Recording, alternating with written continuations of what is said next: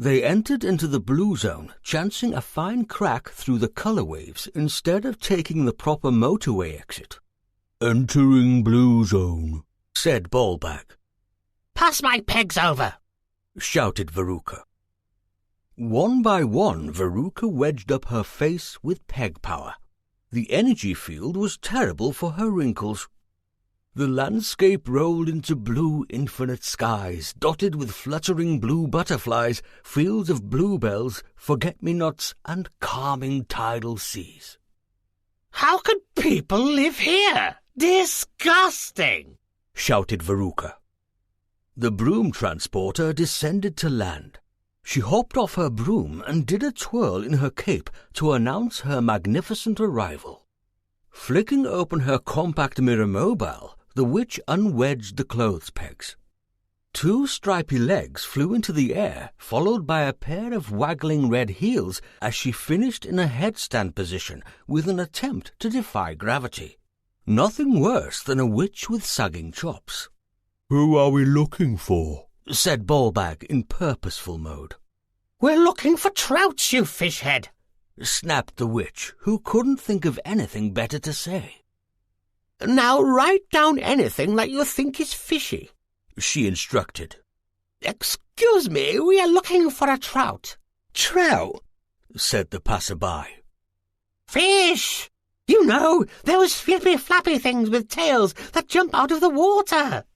I swim like flipper, flipper, flapper, flapper, slap a wet fish on your face, wiggle, wiggle, pop, pop," replied Verruca, who was now imitating fish-type movements, still in headstand position. "Ah, pop, pop, pop, pop," said the strange-looking person, who started to copy the witch's fish movements. "Pop, pop." Yes, have you seen one?" She was now standing the right way up. There was a pause while the odd passerby thought about it a bit more. No," he said, then continued to walk on by. "Oh, broccoli features," she muttered. "Now then," said Verruca, "pay attention to what you see. We are on the lookout for a fishy-looking person. Get in the way of any rubbish trout things." Click, clack, click, clack, click, duff. Suddenly, Verruca tumbled to the ground as one of her scaffold heels jammed in between a bad luck crack in the pavement again. Always unlucky for some. Why did you let me fall?" shouted Verruca, directing her disgrace at Toad and Ballbag. She paused. "And what was that cabbagey smell?" Returning to her heels once again and dusting down her cape, she limped along a few more steps, rambling on, and on, and on, and on. Without warning, Toad burped loudly. "Ah, you disgusting bag of wind!" she continued to ramble. "I will call up the Blue Council here and send them the bill."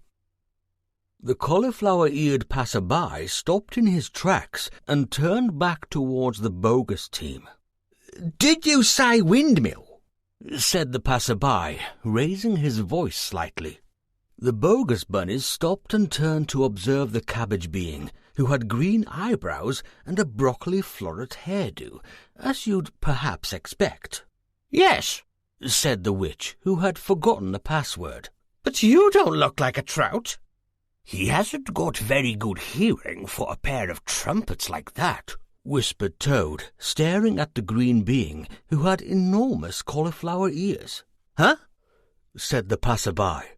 "Nothing," said the witch. "I have been expecting you," said the green-looking being, waddling his ears. "My name is Russell Sprout," he said, offering a handshake to the witch. "Oh, how so very nice to meet you," she said, shaking the green being's hand, straining a false smile without pegs. "I say, Mr. Sprout, do you have a very windy family?" "Sorry?" replied Russell Sprout. Nothing," said the witch, remembering her manners. "Just wondering if it is true what they say about sprouts," she muttered. "Do step aboard," said the witch, pointing to the sidecar as if inviting Mr. Sprout onto a royal vessel.